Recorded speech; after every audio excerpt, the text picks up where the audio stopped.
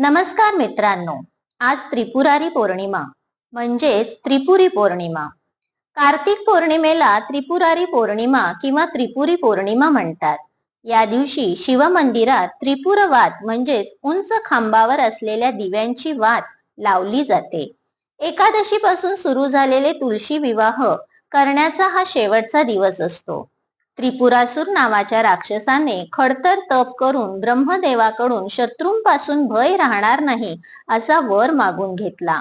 या वरामुळे उन्मत्त होऊन तो सर्व लोकांना व देवांना सुद्धा खूप त्रास द्यायला लागला.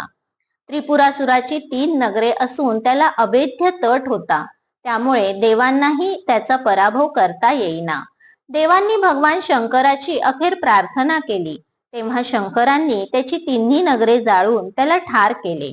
कार्तिक पौर्णिमेच्या दिवशी ही घटना घडल्यामुळे तिला त्रिपुरारी पौर्णिमा म्हटले जाऊ लागले. या दिवशी घरात, घराबाहेर व देवळातही दिव्याची आरास करून पूजा केली जाते. तसेच नदीत दीपदान करून लोक आनंदोत्सव साजरा करतात.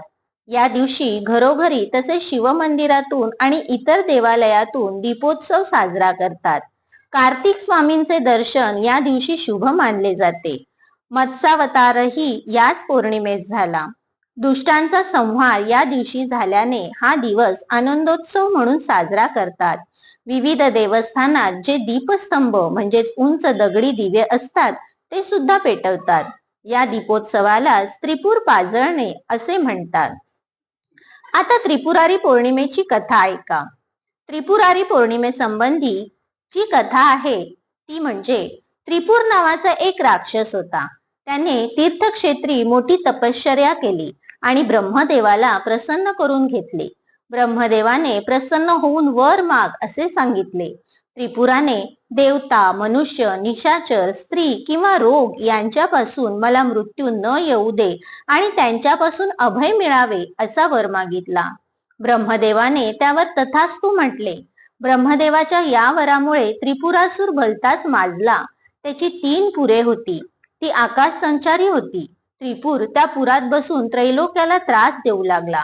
त्याच्या त्रासामुळे सर्व देव वैतागले आणि भगवान शंकराला शरण गेले. भगवान शंकरांनी त्याची 3 आकाश संचारी पुरे जाळून टाकली आणि त्रिपुरासुराला ठार मारले. ही घटना कार्तिक पौर्णिमेच्या दिवशी प्रदोषकाली घडली. त्यामुळे कार्तिक पौर्णिमा प्रदोषकाली असेल त्या पौर्णिमेला त्रिपुरारी किंवा त्रिपुरी पौर्णिमा असे नाव मिळाले. लोक त्या दिवसापासून दर कार्तिक पौर्णिमेला प्रदोषकाली दीपोत्सव करून त्रिपुर संहाराचा आनंद व्यक्त करू लागले. देवस्थानातील दगडी दीपमाळाही या दिवशी पाजळतात व नदीच्या पात्रात प्रज्वलित दीप सोडतात. त्रिपुरांतक रूपातील शिवाची सुंदर शिल्पे भारतात अनेक ठिकाणी आहेत.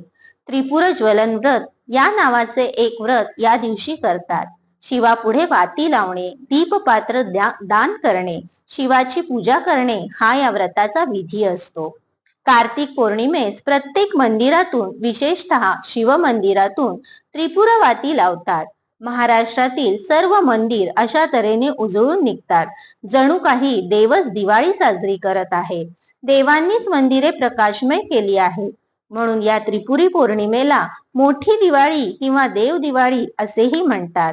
अशा या त्रिपुरी पौर्णिमेच्या सर्व भक्तांना हार्दिक शुभेच्छा. कशी वाटली आजची कथा?